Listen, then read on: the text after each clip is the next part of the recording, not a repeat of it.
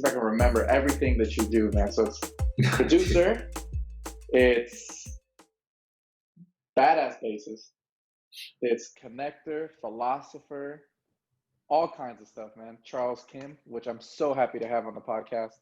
Thanks, man. How's everything going out there, man? Things are, New York has been, for the most part, my wife and I just moved here back in June. So it's been kind of like a whirlwind of just getting to know the city. But obviously, it's not the same kind of city that we're used to visiting.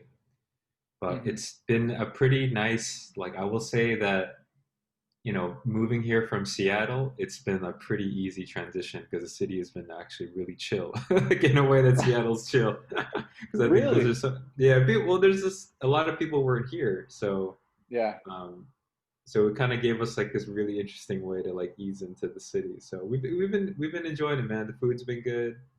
Been working out a lot at home, just making a lot of music, and doing school. So it's been good.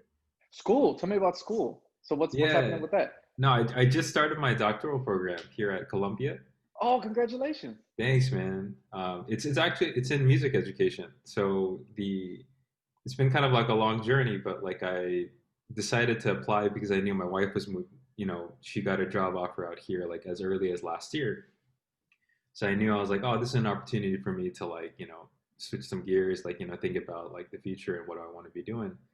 And I kind of had this thing to myself where I was like, I'm like 35 now, but I was thinking about myself in 10 years and I'm already at 45 years old. Like, do I still want to be writing and working, producing like pop songs to sell to like 18-year-old kids, right? And I was like, man, I don't think I'd be really, I don't think I'd be like crazy happy doing that, right? So, but I do want to obviously be involved with music. Nothing wrong with pop music, but it's just, I was just kind of thinking about my life trajectory at that point. Right, And right. so, given that, I just decided to apply to music, get a doctorate in music education. So here I'm really trying to take, you know, it's trying to think about like theories and methods for the 21st century musician, like as a way of combining technology and musicianship and just kind of like this wild world we're living in, trying to project where we're going in the future.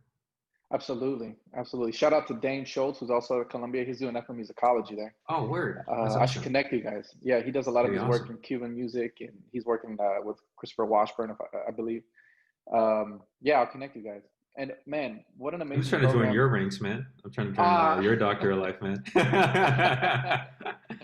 I mean, look, at this point, I think what you bring up is it's like actually the same thing I'm trying to tackle in my dissertation right now. So it's how do we move forward in a world that's interconnected, that everybody is kind of depending and listening to and aware of everyone else in a way that just wasn't true, what, 50 years ago, 30, 40 years ago, 20 years ago, even. But given everything that's going on right now, how do we move forward holistically, right? How Hmm. can we, as a globe, how can we as interconnected societies move forward? And it's so good to hear that you're going in that direction, and especially in music education, because for me, whenever we've done music together, whenever we've talked together, there's always been this very holistic sense that I get from you. You're very spiritual, you're very philosophical, but you also have, man, the music and you connect with people in such a fundamental way. And that's Oh, something I've thank you. always appreciated about you, man. So I think I'm glad that you're going to be teaching people music. I think the world needs you there. Oh man, likewise, man. Likewise.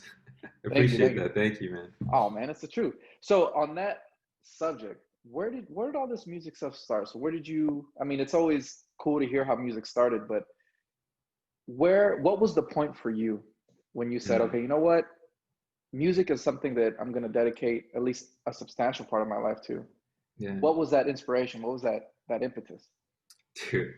I mean, honestly, I got into music because I felt left out, to be completely frank.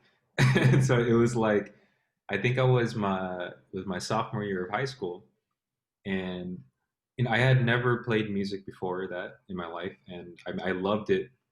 I listened to, I think the only song music that I was listening to was K-pop and G-funk. Those were like the Oh, two genres I was listening to in my life at that point.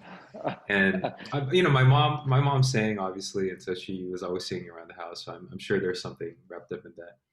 But I was at my friend's house, two of my friends. One of them, actually, Sam King. Yeah. And so Sam and another friend, David Son, they were both like really good at playing guitar. Like, they were just like jamming. And I was just kind of the third man out. I was like sitting there in the corner and I was just like watching them being like, man, that'd be so cool. Like, it's amazing how they can do that. And so my friend David walks into the hallway, pulls out a bass guitar, and he hands it to me. He's like, hey man, like you should learn how to play this so that we could all jam together. And obviously at that moment, to me, it was just kind of like, whoa, this is crazy. It's like the first time I really held an instrument, and I was like, this is Mhm. and it happened to be a bass. But for me, it was kind of like this way to really like not only just fit in, but more like find a place to belong in a group, right? Mm. And music was like this vehicle that would allow me to enter into a different community. And I mean, I got obsessed. Like after that, I was just playing like 4 hours a day. Like my grades went like this when musician went up, and and like with like a lot of people, I just played in church all the time. And but I think thinking about that moment, it was really this. I think back upon that and how my life has evolved since that point, and it's always been that music has been this really amazing gateway portal, really, that I've been able to meet all kinds of amazing people through it, in all kinds of parts of society, all kinds of people in like doing so many different things, but that truly love music. And so for me, it's been like that. I feel like that kind of essence is like how it started with music, is something that I feel like is continuing as I get older. I did not know that because the way that you play. How old were you when you first held that bass then? When you I started? think I was 15 or 16, 15 You or were 16. 15. Yeah, I I was could have old, man. sworn when we were playing together, when we first started playing together through Kamal Kenyatta, of course. Shout out to Exactly. Kamal. Shout out, man. The OG. Yeah, yeah, Yoda, you know Exactly, Yoda. man. So I could have sworn that you were playing since like you were a baby, man. You had facility on the instrument that I remember uh, thinking, Jesus, like this guy gets around this instrument in the pocket, man. This is something that I feel that maybe musicians know a lot about, but people who don't know music very well probably mm, don't probably hear this, but they don't know exactly what it is. Anybody in the rhythm section, right? So this is like bass, piano, drum set, of course. If we're talking like North American music, pop stuff. If there's a pocket, if everyone is lining up just perfectly rhythmically, mm, that is like I'm talking about funk music, there needs to be a pocket, right? Of course, with mm, Latin music, of course, there's pocket. Anything with rhythm, there's a pocket. But really, when you're listening to like who comes to mind right now is Rick James, mm. Earth, Wind and Fire, Tower of Power, this kind of deep symmetry, or how would you explain it, man? How would you explain pocket? The way that everyone was lining up. It's so ethereal almost. It's hard to get at. It's like, it's, I don't want to sound like too like new agey and shit, but it's like, Do it's it. like, it's super, it's just, it's like a meditative thing, right? Because it's It like, is a meditative thing. It is. because like even with like what I would describe that about your playing too, right? It's like there's like this way of each person individually, you kind of like carve out your own little like zone, like on the Mm-hmm. stage or wherever you are, and you're really just playing the same thing over and over again. Like Mm-hmm. in maybe there's like two or three different variations that may occur at certain points in the song, Mm-hmm. but it like conceptually you're really responsible for like a certain set of notes played in a Mm-hmm. certain kind of way, but repetitiously, right? Mm-hmm. And Mm-hmm. so, but there comes a moment where you get so lost in that groove in what you're doing, but by you getting lost in your little singular thing, and every person in the stage together are getting lost in their singular thing, and somehow they all like connect together, and they're like moving as a unit, even though you're so hyper aware of what you're doing, like personally. And to me, it's like thinking about the religious, like music religious traditions from around the world, whether it's like Morocco and the Sufis, or like the drummers from Korea, like any of these kinds of moments, like people, that sort of tradition of people really getting lost in a trance together, and the unity of all those moments and these parts come together. Like I think that's a fundamental thing, right? And we we call it pocket here, like in the States, I think, right? Or groove or whatever you want to call it. But I think it's of that kind of same essence where people are. It's like people really fusing together as a unit. And there's something Mm-hmm. that, to me, like that's the magic of the pocket, right? And not you can, business people try to write about this, like companies being moving as one unit. There's like a lot of kind of stuff everywhere, but to me in music, like it's like you get to feel it like viscerally. Oh, for sure. It is. And there's almost, if I'm gonna jump off that new agey cliff, right? There's there's something almost telepathic about a Hmm. deep pocket because there is a sense of reliance, right? So you're hyper focused on this little part that you're playing, right? Let's say you're playing bass, you have a line. If you're playing drum set, it's usually like "Ga," something like that. You're completely aware of what you're doing because you're trying to make sure that every note you play lands specifically in the right spot. So that's the hyper awareness.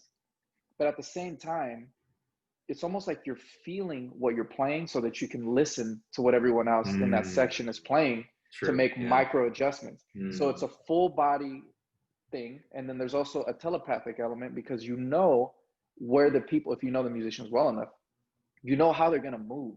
mm, mm, So you mm, anticipate these things. So when you are in a rhythm section that's really tight, it's almost as if you know, okay, I know Chuck at this point in his line, he's going to do this little thing here. So yeah, I'm going to yeah, set yeah, him up before he does it. And then yeah. he does Yeah, it. And it sounds like these things have been pre recorded and it's all in the moment. for I'm sure. getting chills even thinking about it right Yeah, now. yeah, It's same. weird, man. So, anyways, the reason why I bring this up is because your pocket is so nasty, man. Like that Nah, man. one of the first times we played, that pocket was so deep, and it was one of the things that I appreciated so much about your playing. You know, I thought that you had been playing since you were a child because you had No, that. man. It takes a long time to develop that, man. Thank you, It's not man. easy. Well, on that telepathic note, I've actually been doing some research about that shit. Hmm. And what I've discovered is that there's this researcher named Charles Lim, who he has like TED Talks and all that. I think he's gotten pretty well known for it, but he studies improvisation and neuroscience, right? Hmm. But him and there's this whole school of scientists that study this kind of improvisational work. But one of the researchers on his team, there was this article that came out where they were studying two different people that were playing these rhythm games with each other, Hmm. but they were both like set up in MRI machines. But Hmm. what they discovered is that when the two people they start playing in sync with each other. I think it was either the alpha. No, it wasn't alpha. It was I believe it was the theta waves. But the theta brain waves in your brain for both of these two parties, they actually start moving in sync with each other. Wow. So like literally on the physics level, you have these brain waves like that are combining with each other, and they're literally in sync and communicating. So like that whole part you're talking about, like I think telepathy is one way to call it, but it's like we're literally when we're playing, we're like sending signals to each other, like Hmm. on that Hmm. sort of like mental level, and like there's like this unity happening, Hmm. which is That's crazy that you can like study that stuff now. Right? It's kind of yeah. crazy. What was his name again? Charles Limb, Charles Lim. I need to check him out. Limb. Lim. Oh, Lim. Okay. Uh-huh. My buddy is getting his doctorate in psychology right now, and Nice, he was telling me. Shout out to Mark Ruiz, who was episode one actually of this podcast.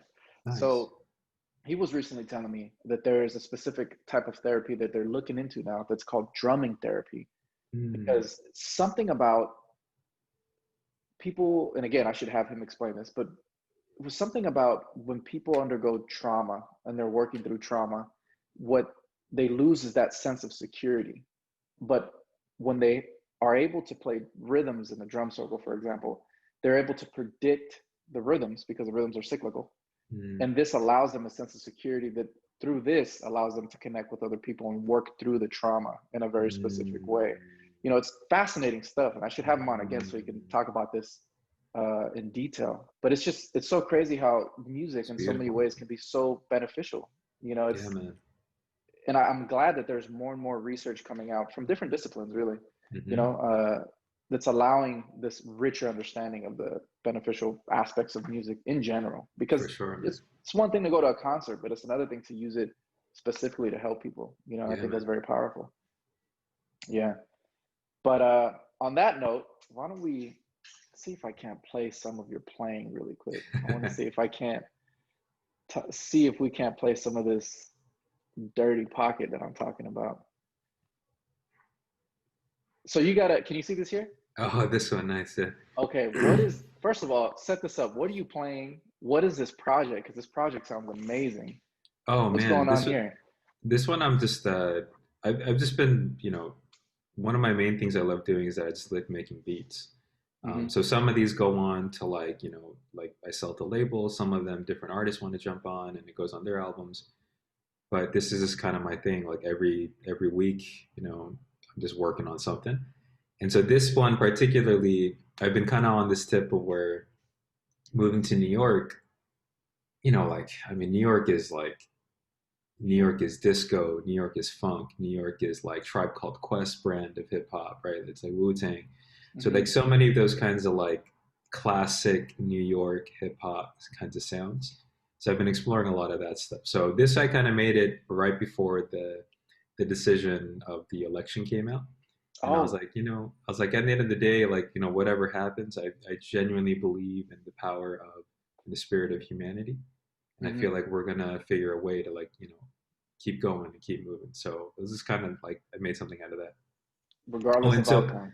so this thing is this is my Moog Sub 37. It's like Hmm. classic synth, and it's going through a bunch of pedals and delays and tape echoes and stuff like that. And so I'm just playing one particular part of it that's gonna be fitting. But this would be functioning as like a baseline, right? No. So what I'm playing, this is more like a top lead end. It's like this top echo end that's Oh. playing. The bass line Oh, I is it? had tracked beforehand. Yeah. Oh, okay, okay. Let's listen to this. Oh, that's right, that's right.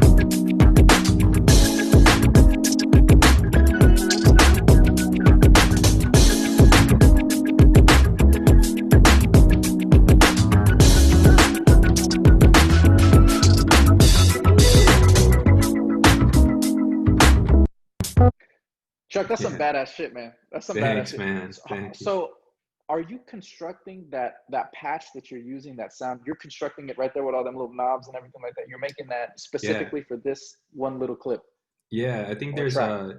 it's it's the synthesizer is just like a regular digital sound. So I'm like kind of, pitching the timbre of it, like really figuring Hmm. out when it's going to open up. And then it goes through a whole like signal chain of like guitar pedals that I use to like manipulate these sounds.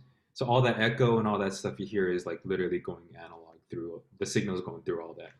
Oh my god, is this available for people to see or to listen to? Did you make a whole video of doing this or I producing the have whole? not a whole video. I just have a beat that I bounced. Man, I want to see more. Okay, so let's some mouse then. Some mouse. This is the one I think I was thinking about when you were talking about what I was saying, the bass line. I believe Yeah, this is is the one. definitely bass. Yeah, this is like inspired by like like 80s era disco like Studio 54 kind of stuff. So And what's the story behind this this one this little clip right I here? literally just moved to New York, and so I was walking around. It turns I live in this area near Sutton Place, Yeah. and Sutton Place is like this. Ooh, Sorry about that. I was trying that's to all good. Like show these pictures here. yeah, so Sutton Place is like this whole. It's just like this classic area of New York, and long story short, this is the area where MJ and his sister stayed when they were shooting The Wiz with Quincy Jones, Oh, and okay. that was the moment where MJ and Quincy linked together, and Off the Wall came out as a result of that. Hmm. And so to me, I was kind of like, wow, like so this area was, I could just imagine like little Michael running around and like thinking about the vibes he was feeling, and so I was trying to like imagine that, and so this bass line and this beat kind of came out of that. Let's see. Let's listen.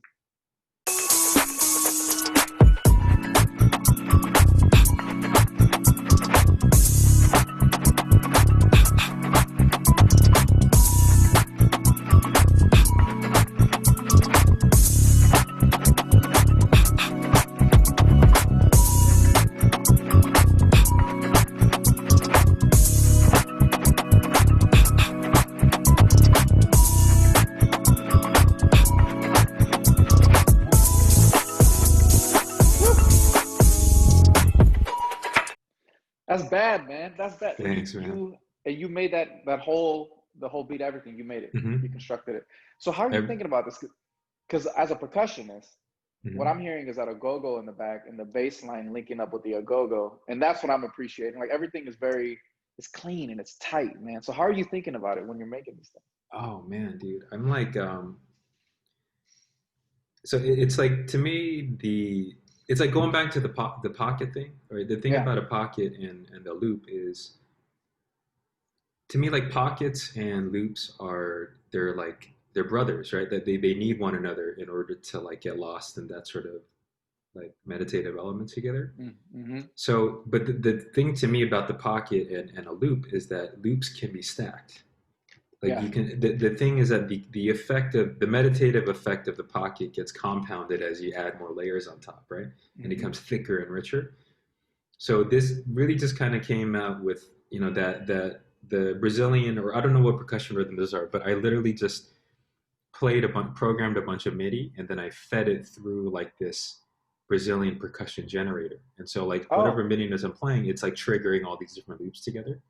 So I extracted that, and then I layered like some hi-hat rhythms on top of that, and then I played like the drums on top of that, like with the keyboard, Mm-hmm.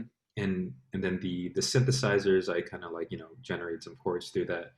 And so literally, for me, the whole thing is that I just set up as much of the loop as possible, so that when I get to play bass, I can just play freely, like completely through, without thinking about adding other stuff. So like to me, like bass, maybe because it's my instrument, it's like the thing I do at the very end, just because it's like the most enjoyable for me.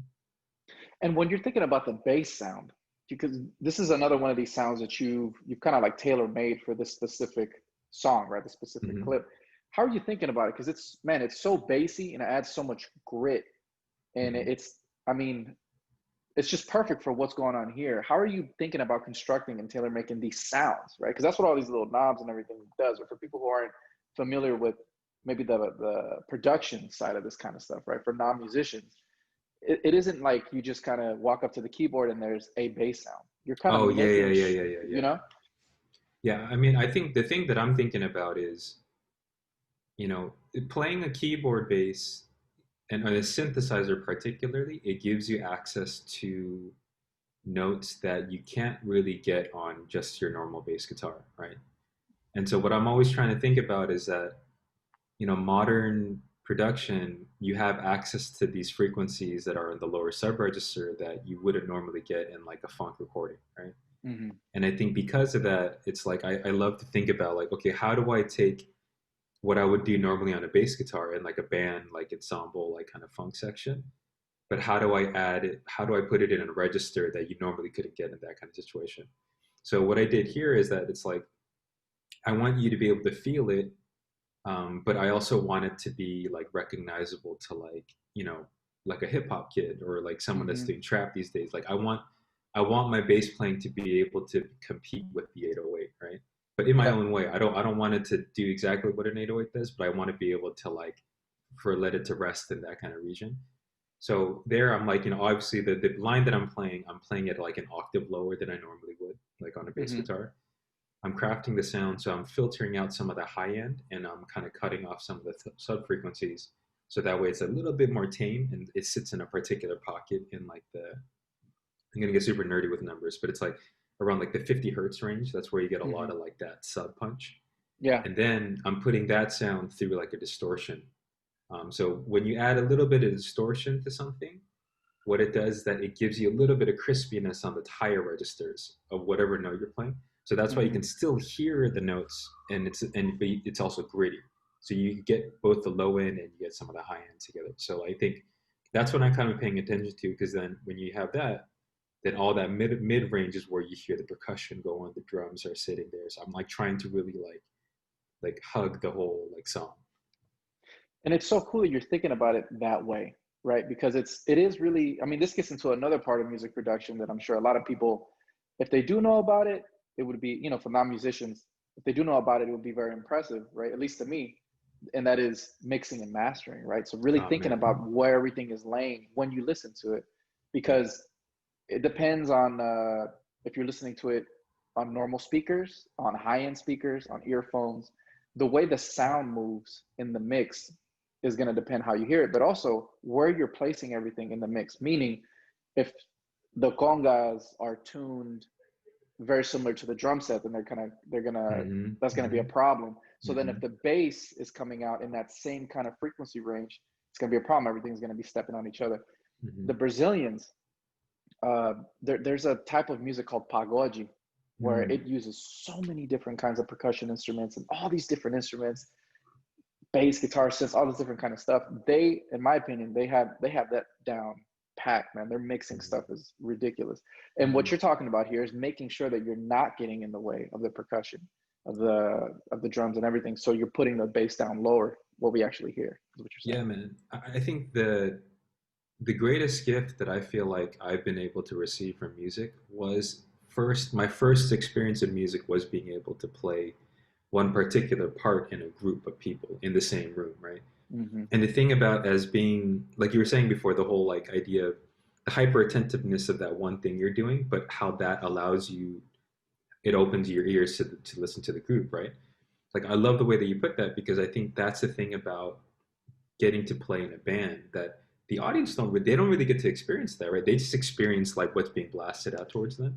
Hmm. But you as like a musician, like you get to feel the energy of what it means to like subtly move between different sounds and all that. Hmm. And really like if you imagine yourself like okay, if you're sitting here as a bassist, I'm like, okay, the drummer is right here, you know, to me, the conga player's here, but like the horns are over there in that section, the voices in the middle. It kind of gives you like this interesting spatialization of how where people are in a room in relation to each other and how that Hmm. affects the sound. Hmm. So much of mixing and mastering for me is about replicating that environment, but inside of a computer software. So Right. like, so that's the thing that always is to me like mixing and mastering has become like it was a life changer for me to like really. I think in the beginning I had no idea what I was doing because it's like so complicated, right? There's like so Hmm. many numbers and knobs and all that. But I think the more you do it and the more familiar you get with it, you start realizing like, oh man, like this is like legitimately like this amazing creative tool. They're like it's like the sixth man of the band, right? They're like the odd man out. Hmm. They really have a perspective on everything and like the orchestration and the arrangement of it. And so I think that's then yeah, mixing is like the you really get to play with the spacing of everybody, but like how much of that part you get to hear from them and how deep the sound goes, like the depth of it, right? So you're like Right. you're managing like all these different spaces together, and that's to me, it's like become one of the most like fun things to do in music. It completely affects the way it's consumed completely, and experience music I'm talking about, and the mastering and the mixing and all this.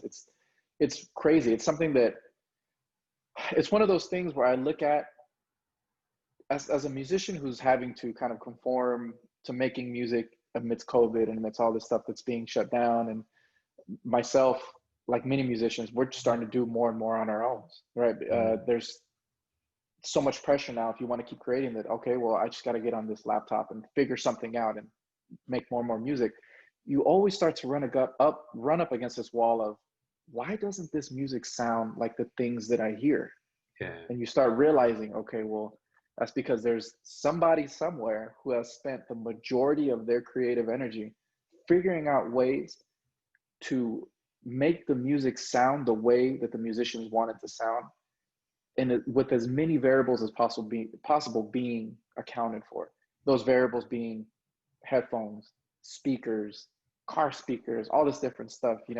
That is it's humbling in many ways because I mean, it's like you get on one top of one model of music and you look to the next one and it's even bigger, and Yeah, yeah, yeah. you're Yeah. constantly seeing all these different things. So anyways, that's a little tangent. Going back No, to this, go ahead. no, but I like that what you're saying though, because the thing that I constantly run into in teaching a lot of this stuff to different people is that you have such a high taste already as a musician that you know what it's supposed to sound like because subconsciously you know how your congas are going to sound in one room versus the other, and you know how to Mm-hmm. adjust your playing in the midst of that Mm-hmm. versus you know how to like adjust your playing like versus from one musician to the other. So all that is a function of your own musicianship and your taste. But when it comes to the computer, it's like, how do you translate all of that taste onto a different medium, right? Mm-hmm. So a lot of people, I think, what the most discouraging part is that they don't hear that same taste being translated immediately. Mm-hmm. But I think that our focus has to shift in terms of that. The laptop itself, to me, is like it's the instrument of the 21st century. Like It it is. can do all of these things, and like and not more importantly, in order for us to really connect and function on this deeper like productive level, like moving on as information gets more tied together, what we do like has to be figured out in a way where we can translate it through these laptops. So in that Mm-hmm. way, it's kind of like we're starting a new instrument. Mm-hmm. And I think if we start a new instrument in that way, I think our perspective and our expectations has to be rerouted again to being like, all right, Mm-hmm. how did I first learn how to play an instrument, right? And like what are those principles, and figuring out how to extract those principles into like learning this new instrument. Beautiful. Beautiful. So, taking all that into consideration, why don't we listen one more time to Yeah, see yeah. how you had all of this in mind when you were constructing number one, this bass sound, right? So Mhm. part of this podcast is always trying to make sure that it's accessible to people who don't really do music. Because I think that it's one thing to talk to musicians about all this, and then it's kind of like, I don't know, like I love watching documentaries of physicists talking about quantum physics or whatever. There's only so much you can listen to before Yeah. you're like, what the fuck? I need to go read. So Yeah. what I want to do is I want to make sure that whoever you are listening to this, what Chuck is doing is he's making sure that what he wants you to feel is as accurately as possible coming out of whatever medium you're listening to it Mhm. through, by making sure that the bass isn't stepping on any other instruments, so that when you're listening to it, you're hearing this wall of sound that hits you a very specific way. And he's doing this by manipulating the frequencies that he's playing the bass with, right? Is that how you would say it? Yeah, man. Very well put. Okay, let's listen again to this funky ass shit right here. This, man, this is so. Is this whole track out somewhere? Where can I get this? It's right now it's being circulated around for different artists to see who wants to Damn, take it. Yeah. I want to hear this on the radio already. Okay, let's listen.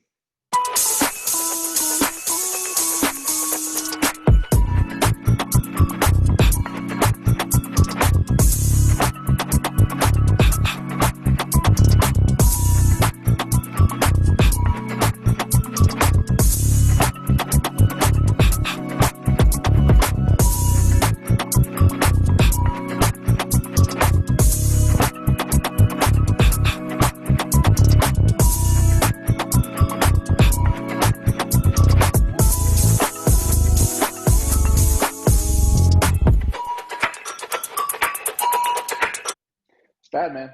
That's bad. Thanks, man. So, and the last thing I want to ask about this specific one. So, in terms of chord structure and like form, is that the whole song, or was there more to the composition after that? Was that just a little like teaser? Yeah, so it's definitely a teaser. The chords will like, what am I playing there? It's like playing like a B major to C sharp minor. Yeah, and then there's like a bridge section where I kind of break it into much like more of like a major feeling. So it's more like Mm-hmm. uplifting and like a bit more like four in the floor. But I Yeah, would say that the funk part about it, the groove part, it definitely sticks in that kind of realm. that's bad, man. And your composition style, or I should say your influences compositionally, I feel like, having played with you a lot, I feel like there's a lot of jazz in the way that you think about music, right? But Mhm. is there, what else is part of Chuck Kim in terms of the composition, or I should say the composer and the writer arranger? What else is in there? Well, I honestly, man, I think it was like so much of what I spent. I mean, I spent a lot of time playing gospel music. Um, Gospel. yeah, it spent like it was right before I met Kamau actually, like in Hmm. college. Like I spent a year living in Chicago. I was doing like the service program, so I volunteered on the west side of Chicago, living off of like 12 grand for the year. Like it was crazy, right? Wow. And but right across the street from me was like this amazing black church, and I just showed up to one of the rehearsals with the guitar one day, and they didn't kick me out, and they just kept telling me to practice and come back. and, so, and eventually I got to sit in with them, and then I started playing with them, and that was like an education. It just taught me a Wow. lot about, like a lot about pocket, a lot about groove, but much more about like how do you how do you use music in a way to really set a scene for other Hmm. singers and different people to walk through. And so um, yeah, so there was a lot of gospel there. Kamal really exposed me to the world, right? I mean, like Hmm. Brazilian music, Argentinian, like everything. And but it was also more so from him. I really grew a love of like Motown, right? Motown, funk, and jazz. That like funk and jazz meets together to create Motown pop, right? Hmm.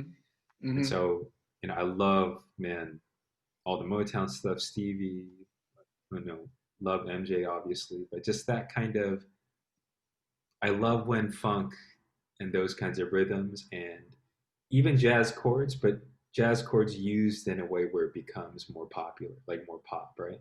So Right. like the modern equivalent for me was like, I love listening to like the Neptunes growing up, like Oh. to me the Neptunes are like the pinnacle of like pop production, just because it's like Hmm. it's out there. There's like always there's always these like weird like bridge chord change elements, but the groove is always good and the sounds always sound like super futuristic, even if they're like really old instruments.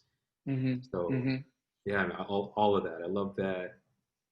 Um, yeah, I don't know. I just kind of wherever I find music, man, I love it.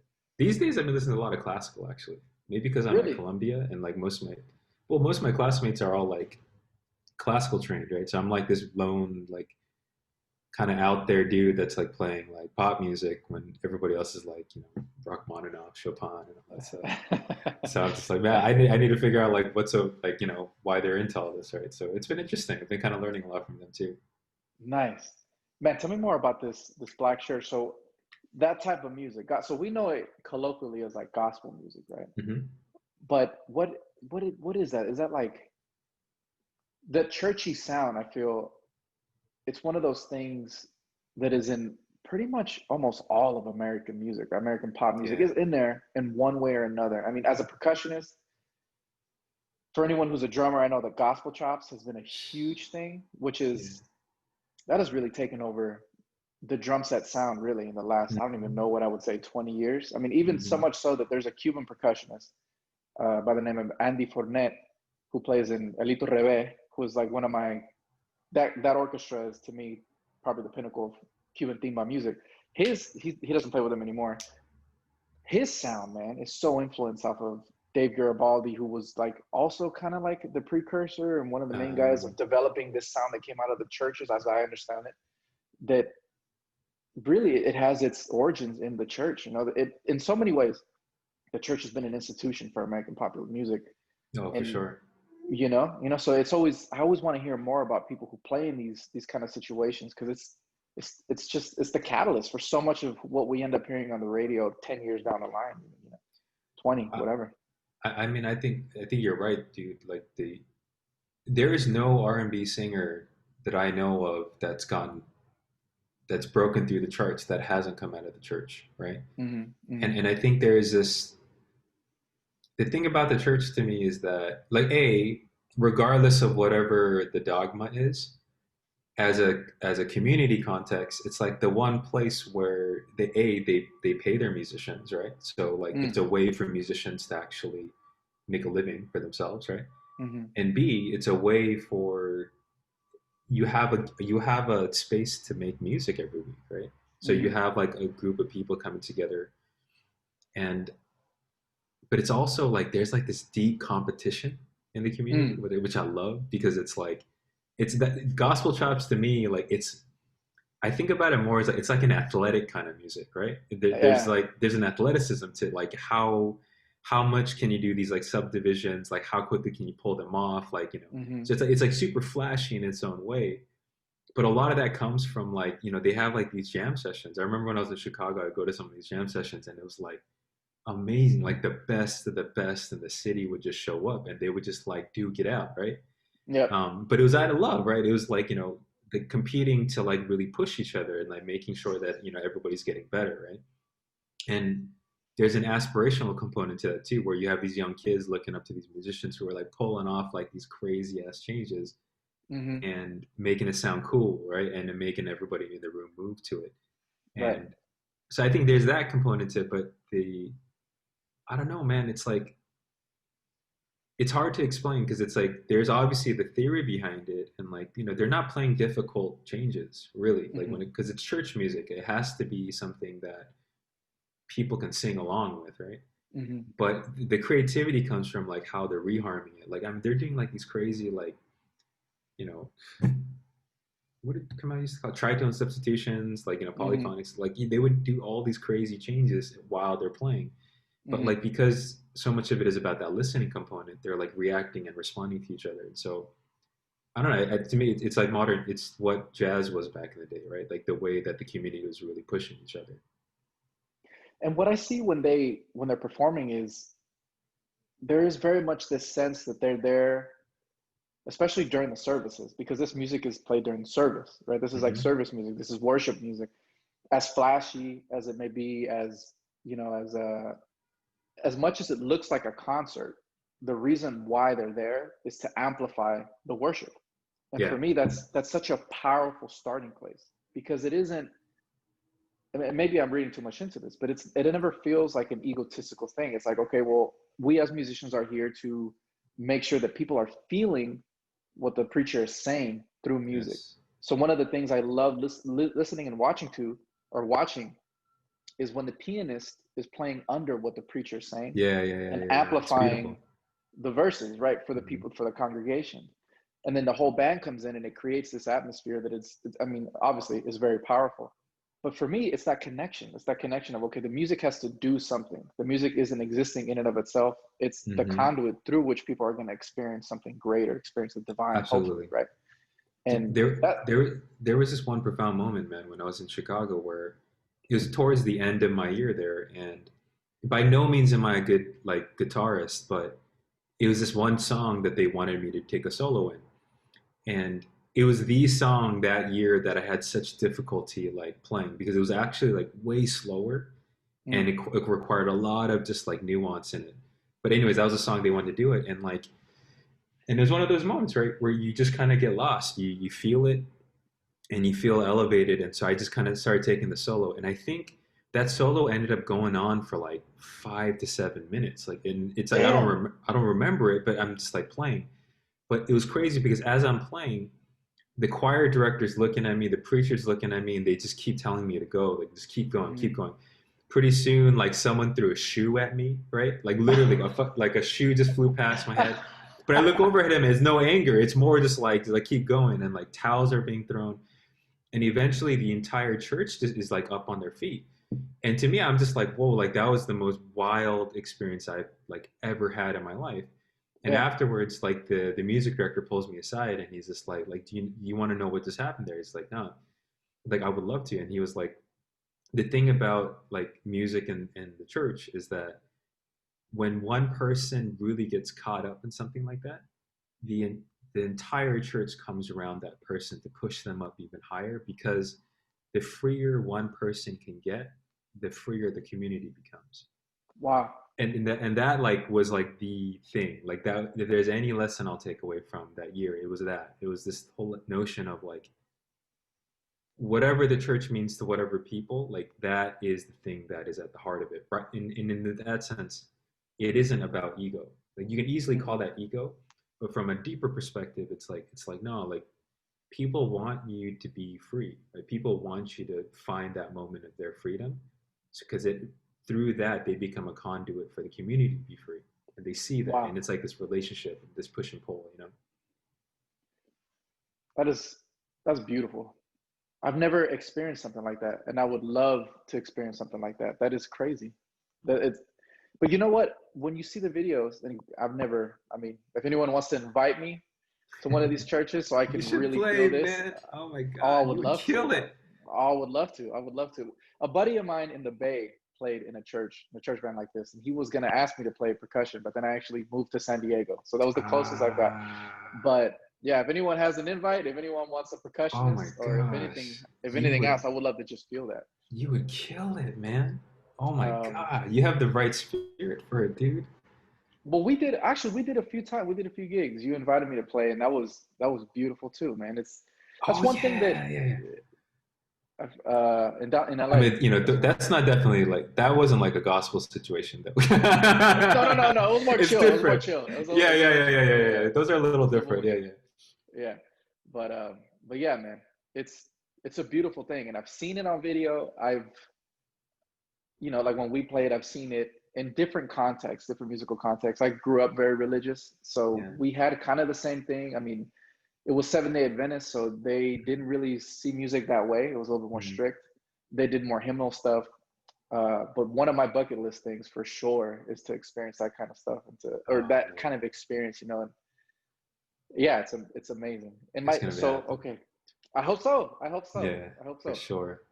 So tell me about this spiritual aspect, man, because I Yeah. know that spirituality, I think, I'm not gonna say I know because I want to Mhm. hear this from you, but I think and I feel that spirituality plays a very big part in your creative process. Um, you always have struck me as like a very calm, centered, at peace person, and that comes through in the music, and that to me in and of itself is fascinating. But I would love to hear more about, I mean, the role of that in your music making, in your creativity, and in your person. Yeah, man. For me, like, I'm a pastor's kid. So my dad's a minister, and I grew up in the church, and I even like my master's degree was in divinity. So I actually ended up going to grad school to study not just spirituality, but like that was I wanted to become a theologian essentially, right? Like I wanted Wow. to study the yeah, I just wanted to study God. Like what is God and what is all of this and what is its relationship to us as humanity? And while throughout my time there was always that thing that I'm always thinking about, like what is who is God and what is God's significance and importance to humanity, and is God and humanity even separate, right? That's another question, right? So as I'm exploring all these questions, here I have this other thing, music, where every time I get to meet people and create music, there's this moment where I completely feel lost in the moment and in the pocket, and I experience things while making music that I've experienced growing up in the church, and they're very Hmm. much related, but I never really quite had the language to put it all together. And Hmm. so I will say that as I'm getting older, to me, there's something about like music to me is about essentially it's about creating, right? In the moment. Hmm. You can either capture what happens in that moment or you can let it be free and just, let it evade and all that.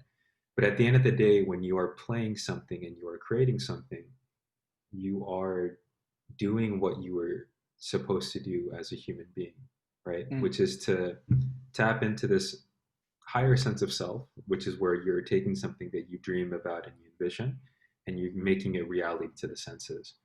That is like godlike behavior, right? If you think about it from that perspective.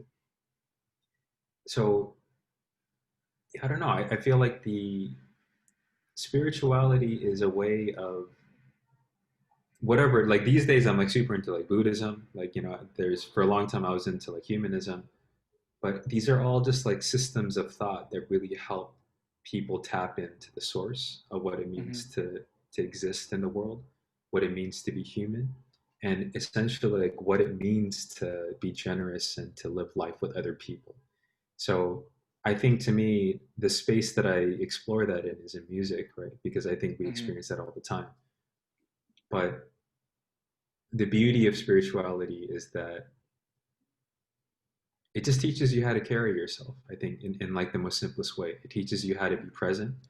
It teaches you that music is more than just what you create, what you can make money off of, what kind of professionalism you can do from it, but it's more about like it puts you in touch with yourself, and it really gives you a mirror for you to examine your own emotions, your own thoughts, and to do something productive with it. And I think that's like the most magical thing about music, and why I believe like creativity and spirituality are such, they're kind of nebulous. It's hard to define what they are, but yet you know that they're interlinked together when you do it together.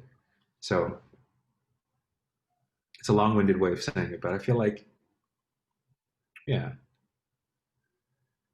Do you write any of this? Do you have like some kind of repository of entries or writings on any yeah, of this kind of man. thing? I have like, dude, like I was literally just, hold on.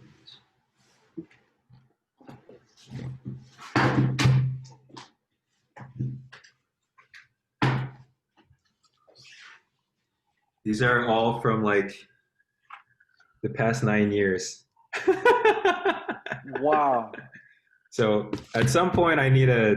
I mean, part of it is like the reason why I wanted to come to do my doctorate is to start fleshing out some of those things, but get myself into the habit of it. But yeah, man, it's definitely coming. I think it's definitely time. But I write a lot of this down, definitely.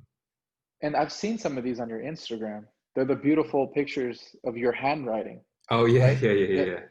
you posted something recently. What was it? It was talking about the concrete precedes the abstract. Oh It yeah, was man. it was you reviewing. I forget his name. Something Schaefer, right? Pierre Schaefer. Pierre Schaefer. Man, Yeah. talk more about that because that kind of goes in to what we're talking about with the church and that visceral a little bit, you know. But yeah, man, talk more about that and maybe I'll link to it. Yeah, But yeah, yeah. first of all, can you hold up one of those things? Because they Yeah. look beautiful, man. Yeah, I don't know if Oh, you the have you what I've sat on written. Oh, your actual handwriting, man. It looks like pieces of art. oh man, thanks, dude. This is from my dad. My dad handwrites everything, and so but his penmanship is phenomenal. So like he always from when I was a kid, he would just like get me to write things over and over again because he was just like, Really? your writing has to be good. But Look at that. Oh, there it is. Look at that, man. It looks like a piece of art. thanks, man. What kind of pen are you using to write that? It looks like a brush. Oh yeah, these are like Japanese brush pens. Called it. So Knew it. it's like they look Look at that. like so they're really expressive. They're meant for calligraphy, but so you have different kinds of pens, and it's just this is like a way that I love zoning out. This is like my form of meditation sometimes, where I feel like there's nothing quite like looking at a blank page, or like if you're Hmm. making music, a blank session, Right. and you let it reflect back what it is that you're going through, right? Right. Um, but yeah, this guy, I've been really into this guy, Pierre Schaeffer.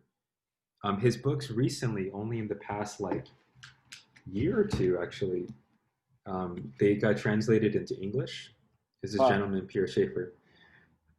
Excuse me, but he's crazy. So he's a French composer. He's actually considered the godfather of sampling because this Wow. dude was doing sampling techniques back in like the 40s and 50s, years, like decades before hip hop, right? And How? what's so he would literally have recordings of things on tape, and then he would take that tape and then he would cut them up and then put them back into the reel and just have a looping back and forth. Like, Oh, dude, so he okay. would have multiple tape machines in a room, like all playing these different loops together. Yeah. And so he pioneered the idea of the loop.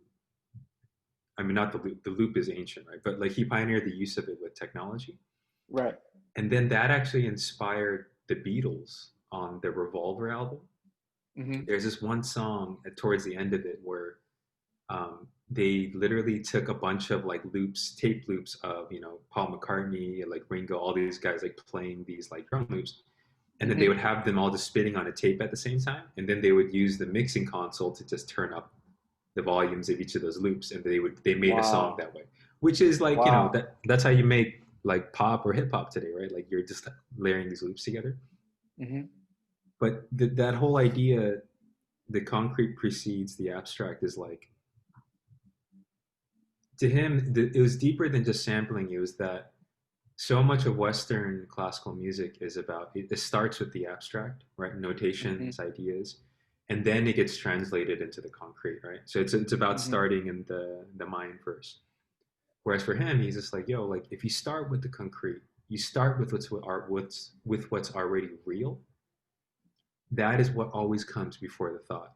So Hmm. the reason why he's saying that though is because he's like, you look in all the major world music traditions, it's the rhythm, it's the concreteness of the embodied act of people playing together Hmm. that always precedes whatever idea that comes out of it.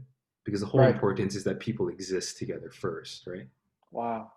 And so he's like, so this whole book is about like him trying to argue this whole perspective of music where, and for me as like, I'm reliving like 2020, right? And it's Hmm. like thinking about like, oh man, like the history of sampling and the kind of popular music and the looping that we do is like it has its roots in like this kind of global citizenship, right? And now like this Right. idea of like let's think beyond like colonial mentalities, right? Let's think about Hmm. how do we truly coexist, right? So Right. I've been like tripped out about it. I've been loving reading this guy. I gotta check them out, man. 'Cause that is crazy to think that it was happening so early. I would never Right. have thought that it was happening so early. That's what I'm saying. I had no idea. Wow. And this Wow. guy, oh, actually, this is and then he is influenced Tio, the producer that did Bitches Brew with Miles Davis. Of course. Okay. Of So the course. Of lineage, course, I what I had mean? to The work that way. lineage, man. Yeah. It's like, dude, it's crazy. It's just blowing my mind. Who else are you reading? Uh, Reading that, I've been reading. This has been amazing. Oh, okay. So this is like the oldest known recording of Buddha sayings. Yeah, Super simple though. They're just like poems, right? But they're like yeah. it's been like really dope. I've been love reading that, and this has been dope. Oh, of course. Man, your reading list is so everywhere. I love it. Yeah, it's too crazy, man. I think it's because like ended up definitely did too many drugs when I was younger, so my mind is all over the place. But It's working out well, man. but this guy, man, as a philosopher, as like a Yeah. philosophically inclined person, he has these gems of paragraphs where he like breaks down like the purpose of humanity, and it's like, Give us one, man. Give us one. Find us one. Find us dude, a little something, something. what is it?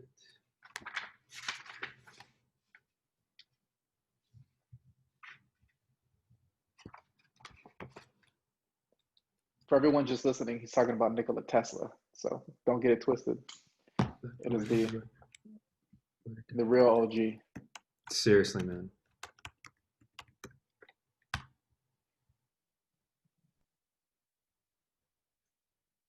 That blew my eyes. Like, if you wish to understand the universe, if you wish to understand the universe, think in terms of energy, frequency, and vibration. Mm, Think about that as a musician, right? It's like right. frequency is the note, the pitch. Vibration is what you emanate, and the energy is really what you bring to the table, right? There's like so many Hmm. different nuances to that, and yeah, man, I've just been chewing on it. It's been good. Damn. Cool, man. Well, on that note, there's so much more to talk about. So I hope we can do this again in the Yeah, near man. future. Um, this has been so cool, man.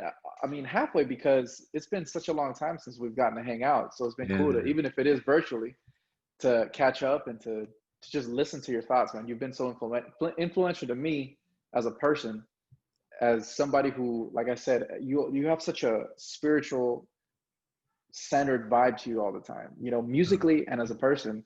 And that imparts itself in many different ways. To me, it allows me a way to kind of absorb that a little bit more and put that into my music, into who I am as a person. So thank you for being who you are, Chuck.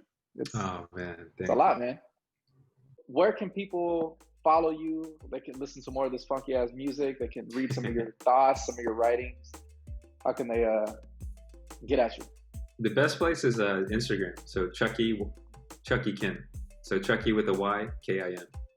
I post all of the projects that I'm working on there. I have a link there to the different musics that I produce for different artists on a Spotify playlist.